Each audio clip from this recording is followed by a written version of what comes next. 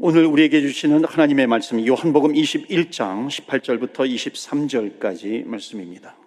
내가 진실로 진실로 내게 이르노니 내가 젊어서는 스스로 띠띠고 원하는 곳으로 다녔거니와 늙어서는 내 팔을 벌리리니 남이 내게 띠띠우고 원하지 아니하는 곳으로 데려가리라.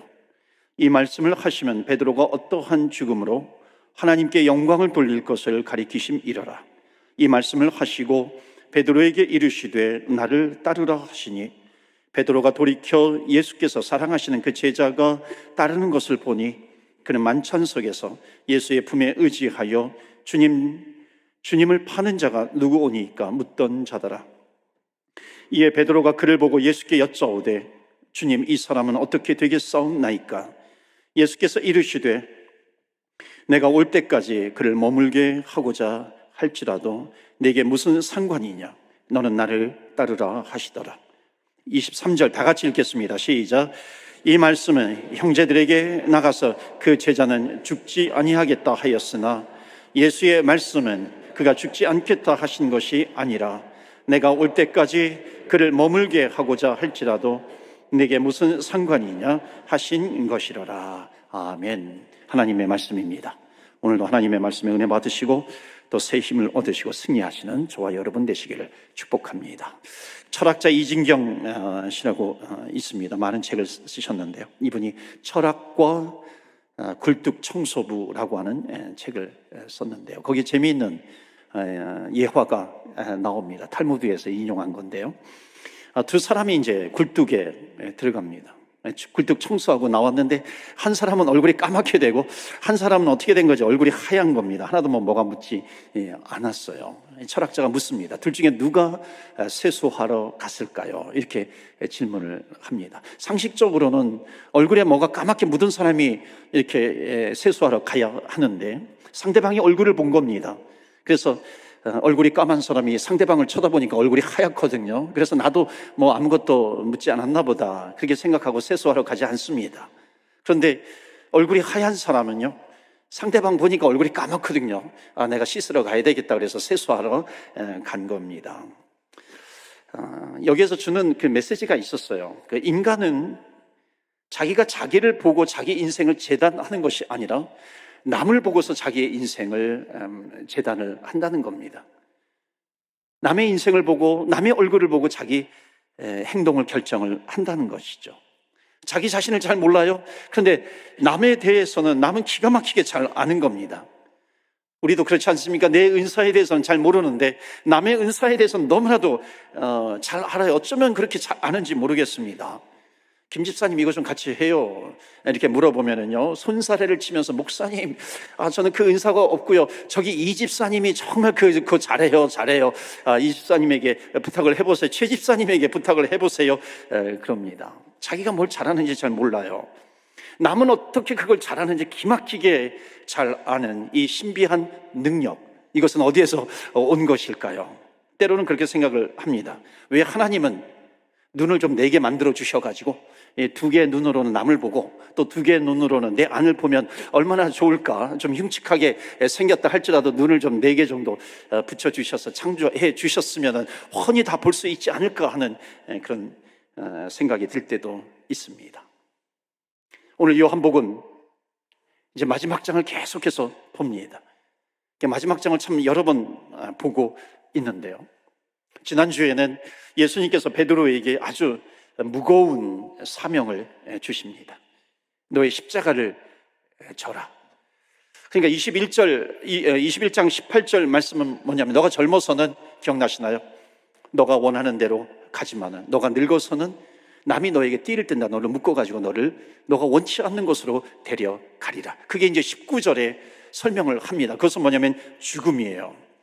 베드로가 어떠한 죽음으로 하나님께 영광을 돌릴 것인지 그것을 가르쳐 주신다고 하는 겁니다. 결국 베드로는 너는 십자가에 달려서 순교하게 될 것이다 라고 하는 사명을 주시는 겁니다.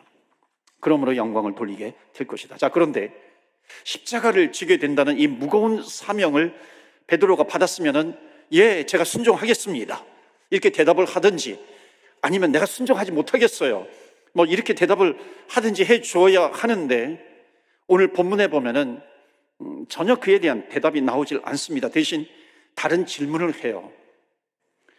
그게 20절입니다. 뭐라고 질문을 하는 거냐면 이거예요. 결론은 요한은 어떻게 됩니까? 하는 겁니다. 20절 보시겠어요?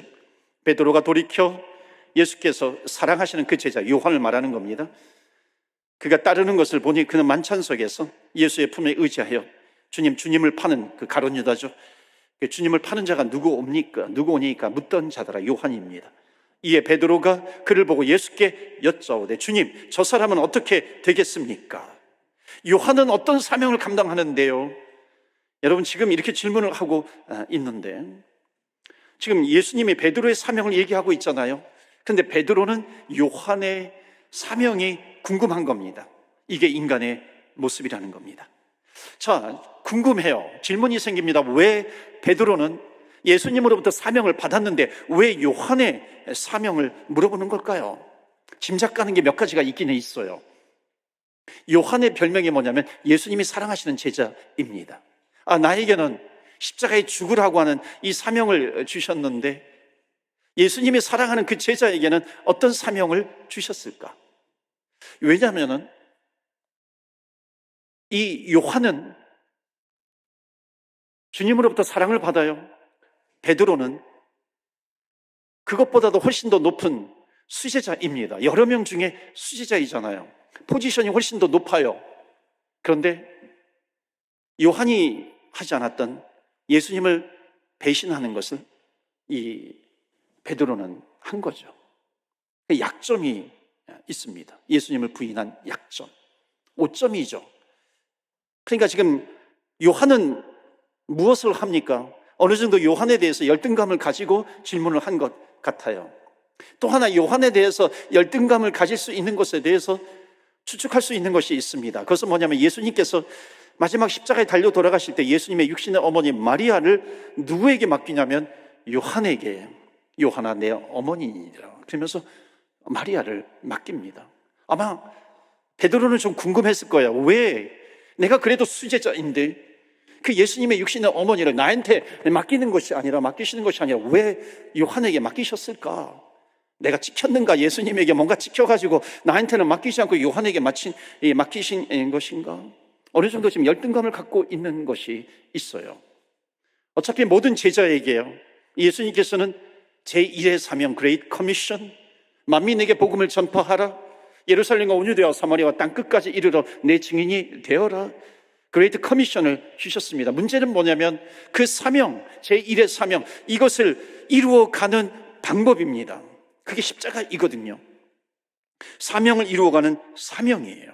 그러니까 사명이 있어요. 그 밑에 서브로 또 사명이 있는 겁니다. 제1의 사명을 감당하기 위한 사명이죠. 그게 십자가인데 사명을 이루어가기 위해서 십자가를 져야 되는데 그 십자가를 지는 사명은 다 다르단 말이죠. 다양한 겁니다. 그러니까 예수님을 부인한 자기에게는 지금 예수님은 무슨 사명을 주셨어요? 너는 십자가를 지고 가라. 십자가를 지고 순교해라 하는 거죠. 그러니까 이 베드로는요, 마음속으로 그렇게까지는 생각하지 않았겠지만, 아니 예수님께서는 왜 나에게 이렇게 무거운 십자가를 주시는가? 내가 예수님을 부인하지 않았어도 예수님께서 나에게 이 무거운 십자가에 달려서 죽는 이 사명을, 죽음으로 하나님께 영광 돌리는 이 사명을 내가 예수님을 부인하지 않았어도 예수님께서 나에게 주셨을까? 그러니까 별의별 생각이 다 드는 겁니다. 그러다가 갑자기 예수님을 부인하지 않았어요. 예수님의 사랑받는 제자 요한, 사도 요한에게는 예수님께서 어떤 십자가를 주셨을까? 혹시 나는 예수님을 부인했기 때문에 나에게는 못 박힌 십자가를 나에게 주시고, 저 사랑하는 제자 요한에게는 어떤 보석이 박힌, 다이아몬드가 박힌, 금으로 만든 십자가, 그것을 치라고 하시는 건 아닐까? 그러니까 성질 급한 베드로잖아요. 그러니까 너 사명을 예수님께서 주시면 yes or no 대답을 해야 되는데, 아니 요한의 사명은 어떻게 되는 것입니까? 대뜸 묻습니다. 자, 이 질문에 대해서 예수님께서 좀 정확하게 대답해 주시면 좋겠는데 뭔가 좀 이렇게 애매모호하게 대답을 해 주시는 것 같아요. 그게 22절입니다. 예수께서 이르시되 내가 올 때까지, 그 다음부터 다 같이 읽어볼까요? 시작. 그를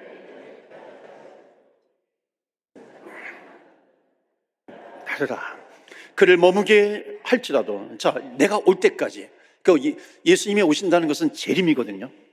그러니까 재림할 때까지, 그 당시에는 예수님의 재림은 곧 올 거야. 승천하시면 곧 재림을 하실 거야. 이렇게 다 알고 있었습니다. 그럴 때 제자들은 죽는 순교의 사명도 주신 것이죠. 그런데 거기에 보면은 요한의 사명, 그를 머물게 하고자 할지라도. 그러니까 요한은 살려주시겠다는 걸로 들은 겁니다. 자, 그런데 그 뒤에 얘기가 뭐냐면은 어떻게 할지라도 너가 무슨 상관이냐, 베드로에게 말씀하시는 거죠. 너는 나를 따르라. 지금 예수님께서는 이 베드로를 책망하시는 겁니다. 베드로야, 너는 왜 남의 사명에 대해서, 남의 십자가에 대해서 그렇게 신경을 쓰느냐 하는 거죠. 너는 왜 남의 일이 그렇게 궁금하냐? 그게 너와 무슨 상관이 있느냐? 그가 뭐 죽으면서 사명을 감당하든지, 아니면 만민에게 복음을 전하다가 죽지 않고 마치 에녹처럼 하나님께서 불러주시면, 내가 불러주면은 그냥 에녹처럼 죽지 않고 들림을 받든지, 그것은 요한의 사명이고, 요한이 사명을 감당하는 그 십자가, 그 방법이고, 베드로야, 너는 focus on your mission, focus on your cross. 너의 사명에 대해서, 너에게 준 십자가, 너는 그것을 지어라. 요한의 십자가가 너와 무슨 상관이 있느냐? 이렇게 질문하는 거죠. 책망하시는 겁니다. 요한이 살겠다고 하면 너도 살 것이냐? 요한이 죽겠다고 하면 너도 죽을 것이냐? 요한이 꽃길을 걸어간다면 너도 그냥 같이 따라서 꽃길을 걸어가려고 하느냐? 그게 너와 무슨 상관이 있느냐? 너는 너의 십자가를 지고 나를 따르라. 이게 뭐냐면 남의 사명, 남의 십자가에 집중하지 말고 너의 것에 집중해 말씀하는 겁니다. 그러니까 지금요, 예수님께서는 베드로의 마음을 정확하게 꿰뚫고 있는 겁니다. 자, 그 다음에 문제예요. 베드로가 그 다음에 어떤 행동을 취하냐면, 베드로는 정말 끝까지 성격 급한 베드로입니다. 이 소식을 가지고 제자들에게 가가지고 막 떠벌리는 겁니다. 예수님이 그러는데, 아까 나왔잖아요. 뭐 머물게 할지라도, 그러니까 그 말을 듣더니 바로 떠벌리는 겁니다. 예수님께서 그러시는데, 나에게는 나는 죽으라고 하는 사명을 주셨는데, 이 요한은 죽지 않는데, 요한은 죽지 않는데, 요한은 예수님께서 재림하실 때까지 요한은 죽지 않고 살려주신데, 제자들에게 떠버리는 거죠. 그게 23절 마지막 절입니다. 이 말씀을 형제들에게 나가서, 누구냐면 베드로예요. 베드로가 생략되어 있는데, 베드로가 그 제자는 요한이죠. 그 제자는 죽지 아니하겠다고 하였으나, 그 다음에 예수님 말씀하시는 거예요. 이게 요한의 변명입니다. 그러니까 예수의 말씀은 그가 죽지 않겠다 하신 것이 아니라, 내가 올 때까지 그를 머물게 하고자 할지라도, 핵심은 뒤에죠. 너와 무슨 상관이 있느냐? 예수님께서 이렇게 말씀하신 겁니다. 지금 베드로가 헛소문 낸 것을 정정해 주고 있는 거죠. 자, 지금 요한이 이걸 굳이 지금 마지막에 밝히는 겁니다. 왜냐하면 그 이유가 있어요. 그냥 넘어갈 수도 있지만 이것 때문에 요한이 너무나도 오해를 받은 겁니다. 형제들에게 애매한 오해를 받아요. 요한은 죽지 않는데, 당연히 순교해야지, 제자들이 다 순교하는데 순교해야 마땅한데 왜 요한은 안 죽는가? 요한은 안 죽는다더라. 요한은 안 죽으니까 좋겠네. 요한은 안 죽어. 요한은 안 죽어요. 그러니까 애매한 요한이 애매하게 고난을 받아요. 누구 때문에 그런 거예요? 베드로 때문입니다. 그러니까 베드로의 질문에서부터 나온 거죠. 베드로가 너는 너의 십자가를 지고 나를 따르라 그랬으면, 예스, 제가 주님 십자가를 지고 따르라고 했으니까 내가 그 사명, 그 십자가 내가 감당하겠습니다. 근데 갑자기 그렇게 하면 끝날 문제인데 불똥이 튀어가지고 누구에게 가냐면은 요한에게 가는 겁니다. 요한은 어떻게 됩니까? 요한은 어떻게 사명을 감당합니까? 요한은 어떤 십자가를 지고 가는가요? 그 관심이 가는 겁니다. 여러분, 우리가 나에게 집중하지 못하고 하나님께서 나에게 주신 사명, 미션, 크로스, 남의 십자가에 대해서 관심을 가져요. 그러면 나도 힘들 뿐더러 남도 힘들게 하는 겁니다. 왜냐하면 그 사명, 그 크로스, 그 십자가 계속 판단하잖아요. 계속 평가하잖아요. 서로 힘든 겁니다. 사랑하는 성도 여러분, 남의 사명, 남의 크로스, 남의 십자가가 뭐든지 간에 오늘부터 그것에 대해서 관심을 끊으시고요, 하나님께 우리가 집중해야 될 것은 뭐냐면, 하나님께서 나에게 주신 사명은 무엇인가, 여기에 관심을 가지시기를 축원합니다. 나에게 하나님께서 주신 사명이 무엇인가. 오늘 엄중하고도요, 정말 단호하게, 무겁게 우리는 예수님의 말씀에 귀를 기울여야 합니다. 베드로야, 남의 사명이 무슨 상관이 있느냐? 남의 십자가가 무슨 상관이 있느냐? 너는 너의 십자가를 지고 나를 따르라 말씀을 하는 겁니다. 여러분에게 질문을 드려요. 여러분의 사명은 무엇인가요? 여러분의 십자가는 무엇인가요? 내가 져야 될 십자가, 저 사람이 지기 때문에 내가 따라서 져야 될 그 십자가가 아니라 하나님께서 나에게 주신 십자가예요. 여러분, 사명과 십자가가 있습니다. 사명은 하나님께서 우리에게 주신 사명이 있어요. Great Commission, 제1의 사명, 영혼 구원의 사명, 이런 사명이 있잖아요. 그 사명을 이루어가는 방법, 사명을 이루어가는 종류, 그것이 십자가입니다. 십자가를 지는 방법은 다 달라요. Great Commission은 누구에게든지 다 주신 겁니다. 만민에게 복음을 전파해라. 그런데 그 사명을 이루어가는 데 있어서 베드로는 십자가에 거꾸로 매달려 죽는 것이 베드로의 사명인 것이고, 요한은 아직까지는 나오지 않지만은 요한도 다른 사명이 있을 것이고, 다른 십자가가 있을 것이고, 그렇다면은 오늘날 이 시대에 이곳에서 살고 있는 우리에게 주신 내가 져야 될 십자가는 무엇인가라고 하는 겁니다. 여러분, 그 사명을 어떻게 이루어가고 있고, 여러분에게 주신 십자가는 무엇입니까? 여러분, 십자가는 발견하셨나요? 왜 발견이라고 제가 사용을 했냐면, 우리가 예수님을 믿는 순간, 우리가 주님을 따른다고 했을 때에 예수님은 말씀하셨잖아요. 자기를 부인하고 자기 십자가를 지고 나를 따를 것이니라.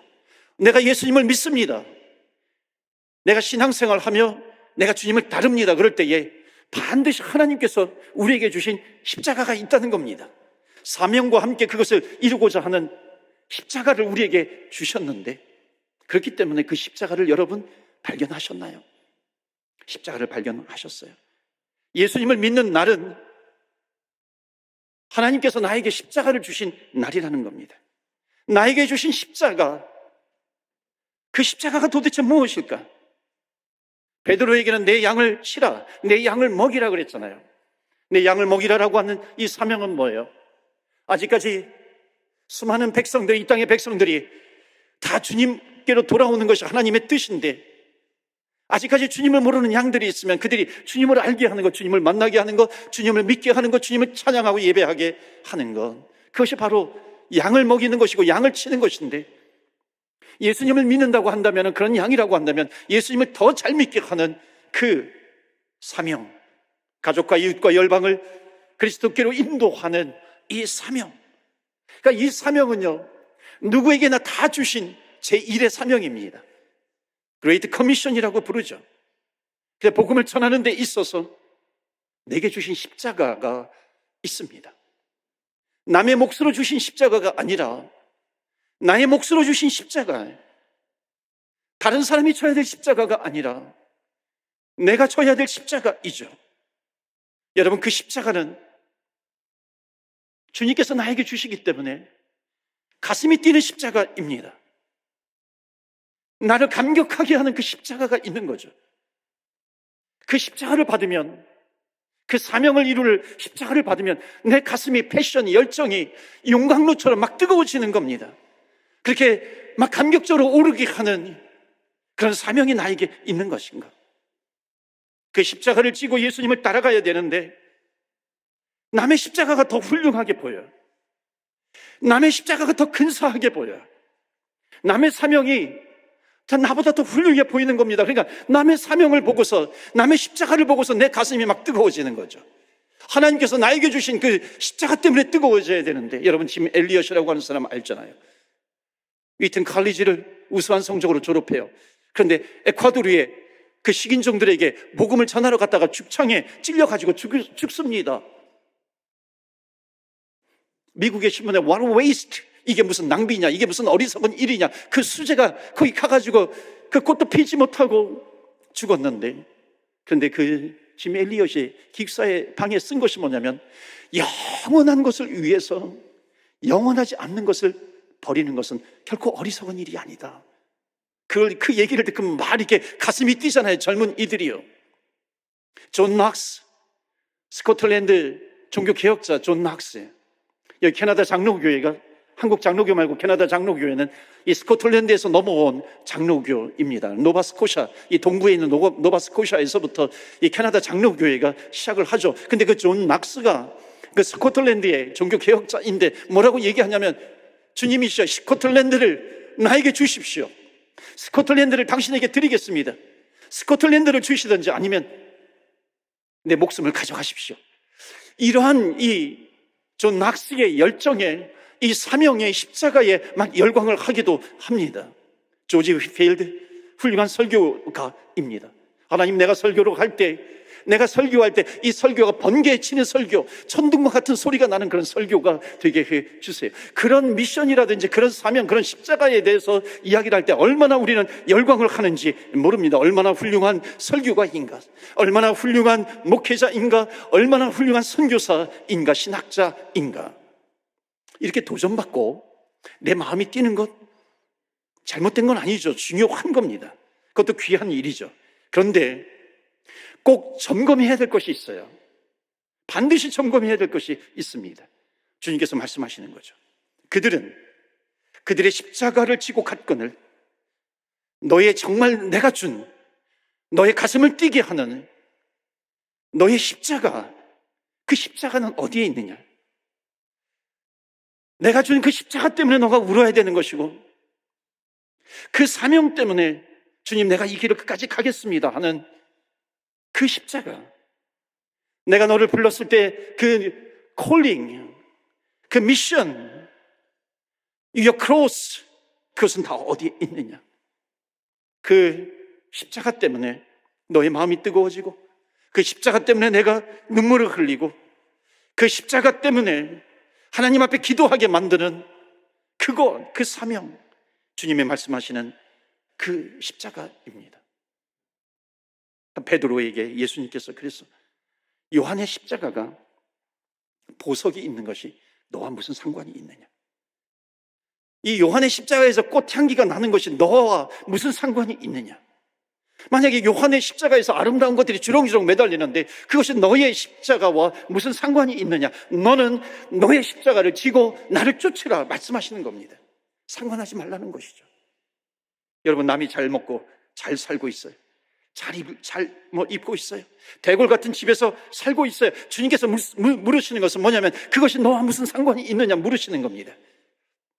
예수님, 남들은 똑같이 예수님을 믿는데 왜 그들은 저렇게 좋은 집에서 살고, 저는 왜 똑같이 예수님을 믿는데 왜 나는 욥처럼 이렇게 어려움이 있나요? 고난으로 살아갑니까? 이러한 질문에 대해서 예수님께서 말씀하시는 것은 뭐냐면, 너는 왜 남의 집을 보느냐? 너는 왜 남의 사명을 보는가? 너는 왜 남의 십자가를 보고 있어? 아니, 저 사람은 왜 이렇게 좋은 차를 몰아요? 나는 왜 이렇게 덜덜거리는 차를 몰아야 하나요? 주님께 물으면요, 주님은 대답은요, 그것은 그의 십자가야. 너는 그것을 가지고 중요한 것은 나를 따라오는 것이야. 이것이 훨씬 더 중요해. 너는 왜 남의 것을 보느냐 말씀하십니다. 나는 내가 너를 불렀어. 내가 너를 지명하여 불렀나니 너는 내 것이다. 너의 스타일이 있어, 너의 사명이 있어, 너의 미션이 있고, 너의 성격이 있는 것이고, 너의 삶이 있어. 나는 너 자체를 불렀는데 왜 남을 상관하느냐? Take your cross, 너의 십자가를 지라. Then just follow me, 나를 따르라 말씀합니다. 여러분, 우리가 신앙생활을 하면서 가장 방해가 되는 것이 뭐냐면 남을 보는 눈입니다. 남을 보고서 왜 저 사람은 저러는 거야? 어느덧 내 기준이 하나님이 내 인생 속의 기준이 되고, 하나님의 말씀이 내 인생 속의 기준이 되고, 하나님께서 나에게 주신 십자가가 내가 주님을 따라가는 기준이 되어야 되는데, 어느덧 신앙생활을 하면서 다른 사람의 기준이 내 기준이 되어버리는 겁니다. 세상의 기준이 내 기준이 되어버리고 옆 사람이 내 기준이 되어버리는 겁니다. 여러분, 이게 왜 문제인 줄 아세요? 저 사람이 많이 가진 것 있으면 시기심이 나요. 나도 더 가져야 되겠다. 끝이 없습니다. 끝이 없어요. 주님께서 말씀하시는 거예요. 너는 왜 요한에 대해서 신경 쓰느냐? 너는 너의 십자가를 지고 나를 따르라. 주님의 제자교회에 와보니까요, 장로까지 되려면은, 딱 저분처럼 되면 되겠다. 그분이 내 눈에 들어오는 거, 어찌 보면 롤 모델로 삼는 거 괜찮아요. 그런데 문제는 뭐냐면 절대로 그분의 믿음을 넘어설 수 없다는 것입니다. 보고 배울 것이 있는 건 너무나도 좋은 거예요. 충분히 우리 교회 권사님들, 장로님들 배울 만한 부분들이 충분히 있지만, 그러나 그분들을 넘는 사람들이 나와야 하는 것이죠. 계속해서 넘어가는 믿음의 기라성 같은 사람들, 믿음의 거인들이 계속해서 나와야 하는 것이죠. 신앙생활이라고 하는 것은 남을 보면서 하는 것이 아니라 하나님이 만드신 하나님께서 나를 만드셨는데, 하나님께서 나를 불러주셨고, 하나님께서 나에게 사명을 주시고 나에게 십자가를 주셨는데, 여러분, 절대로 나의 십자가를 다른 사람과 비교하지 마세요. 다른 사람의 십자가를 내 것과 비교하지 마세요. 다른 사람의 십자가는 다른 사람의 십자가예요. 여러분의 십자가는 여러분의 십자가가 있는 겁니다. 여러분, 다른 사람이 가벼운 십자가를 지시면 여러분도 가벼운 십자가를 지겠습니까?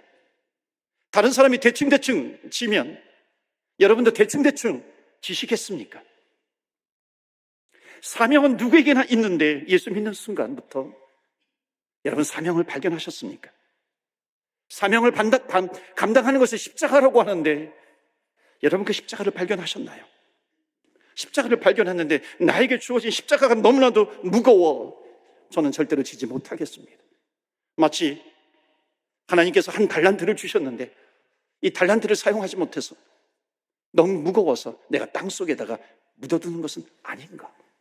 그래서 우리는 기도해야 돼요. 하나님, 왜 나를 불러주셨나요?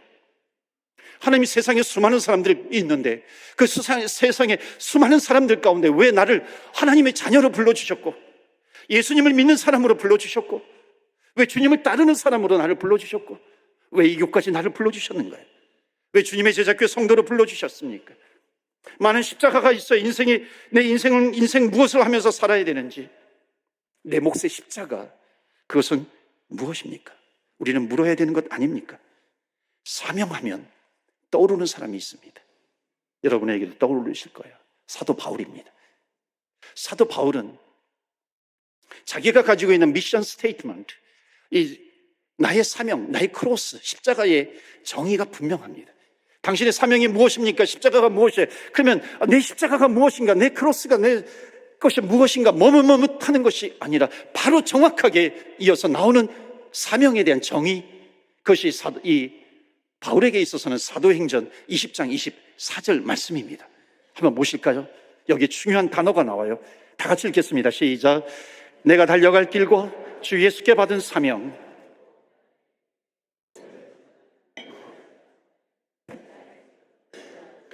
조금 더 귀한 것으로 여기지 아니하노라. 이 말씀만 드리고 마치도록 합니다.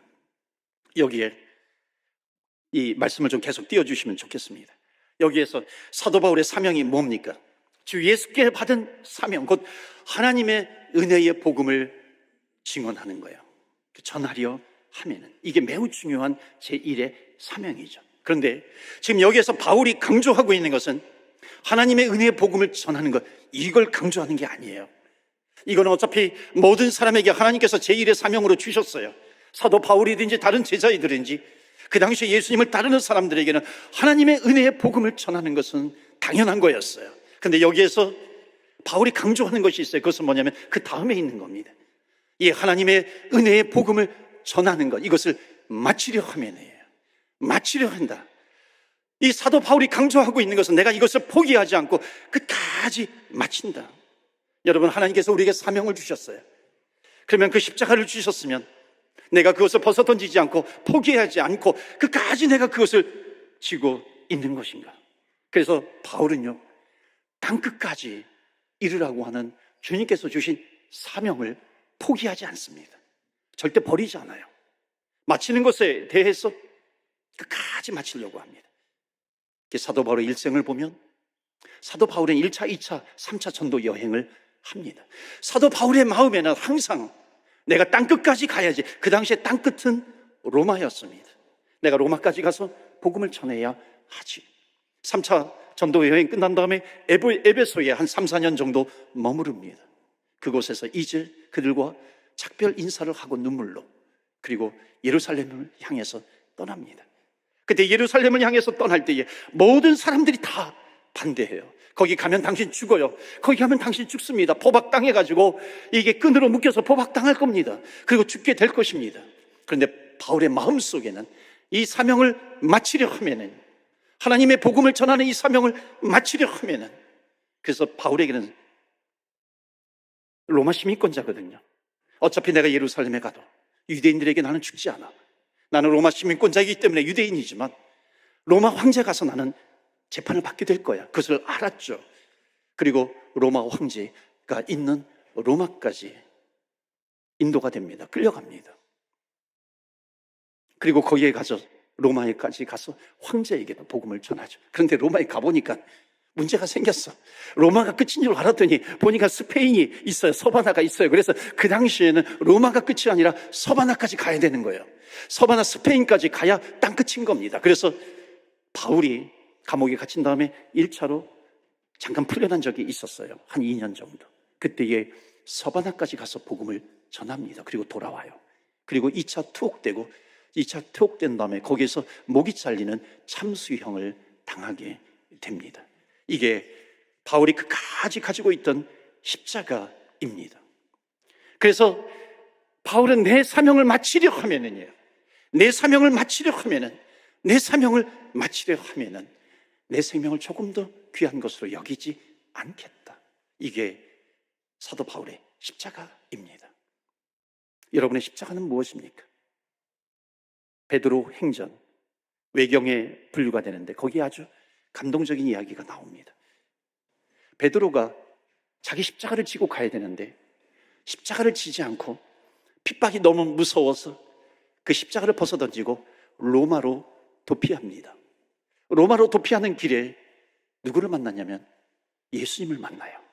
꿈에서 만났든지 길에서 환상 가운데 만났든지 예수님을 만납니다. 그때 베드로가 유명한 질문을 하죠.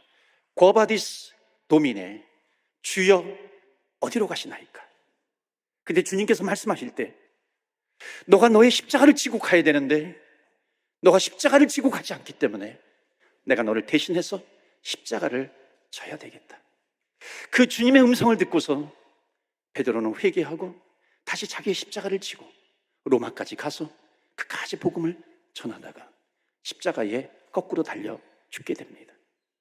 이 예수님 사후에, 승천 이후에 가장 예수님 살아계실 때와 가까이 활동했던 요세푸스라고 하는 역사학자가 베드로에 대해서 기록을 합니다. 유대인 역사학자인데 베드로는 십자가에 거꾸로 매달려 죽었다. 순교를 당한 거죠. 그 배경이 뭐냐면 베드로는 예수님께서 정상적으로 십자가에 달려 돌아가셨는데 내가 어떻게 예수님처럼 똑같이 십자가에 달려 죽을 수 있겠는가? 나는 머리를 거꾸로 해서 나는 십자가에 죽겠다. 그렇게 이야기를 합니다. 사랑하는 성도 여러분, 어찌 보면 십자가는 무거운 것 같아요. 십자가는 정말 억지로라도 막 지어야 될 것 같아요. 십자가는 좀 우울하게 만드는 것 같아요. 그러나 십자가를 지는 사람은, 끝까지 십자가를 지는 사람은 우울하게 지는 것이 아니죠. 그래서 우리는 찬양을 합니다. 참 기쁜 마음으로 십자가 지고 가라. 너가 기쁘게 십자가를 지고 간다. 슬픈 마음이 아니라는 거예요. 십자가를 지고 가는 것은 슬픈 마음으로 가는 것이 아니라 하나님께서 나에게 주신 십자가이기 때문에 정말 기쁨으로 감당할 수 있는 그런 은혜, 그런 능력을 하나님께서 우리에게 주신다는 겁니다. 여러분, 십자가는 절대로 우울하지 않아요. 누구를 보면 알 수 있어요? 스데반 집사님이에요. 스데반 집사님은 자기의 사명을 감당하기 위해서 끝까지 십자가를 질 때에 마지막 돌에 맞아 순교를 당하면서 그의 얼굴이 해처럼 빛났다 그랬어요. 어떻게 해처럼 빛날 수 있을까요? 돌에 맞으면서도 천사처럼 그 얼굴이 빛날 수 있을까요? 십자가는, 주님께서 주신 십자가는 억지로 지는 것이 아니라 기쁨으로 질 수 있다는 겁니다. 해피하게 내가 있는 곳에서, 그곳이 가정이든지 교회이든지 그곳이 직장이든지 주님께서 보내주신 땅끝이든지 열방이든지 내가 있는 곳에서 십자가를 지고 가라 하실 때 그 십자가를 지면서 순종할 때 하나님께서 주시는 기쁨이 있다는 것입니다. 이 기쁨이 저와 여러분에게 가득하시기를 주 예수 그리스도 이름으로 축원합니다. 아멘. 주님께서는 우리에게 사명을 주시고 사명을 감당할 수 있는 십자가, 그 십자가를 지고 가라, 너의 십자가를 지고 가라 말씀하십니다. 하나님, 아직까지 내 십자가가 뭔지 모릅니까? 하나님, 그 십자가를 발견하기를 원합니다. 나의 십자가는 무엇인가요? 물으시면 반드시 주님께서 베드로에게 주셨듯이 또 요한에게도 주셨듯이 너의 십자가를 지고 나를 따르라 말씀하십니다. 하나님, 그 십자가를 지기를 원합니다. 하나님, 그 십자가 포기하지 않겠습니까? 하나님, 그 십자가 남과 비교하지 않겠습니다. 나에게 주신 그 십자가가 있는데 그 십자가를 지고 따라가겠습니다. 그럴 때 하나님, 억지로만 지는 십자가가 아니라 천사와 같이 얼굴이 빛나게 해주시고 하나님께서 주시는 기쁨이 차고도 넘치게 될 줄로 믿습니다. 내 가슴 끌어오르게 하는 그 십자가를 하나님 허락하여 주시옵소서. 이 시간에 우리 다 같이 합심해서 기도하겠습니다. 우리 주여, 주의 이름 한번 부르며 기도하며 나아갑니다. 주여.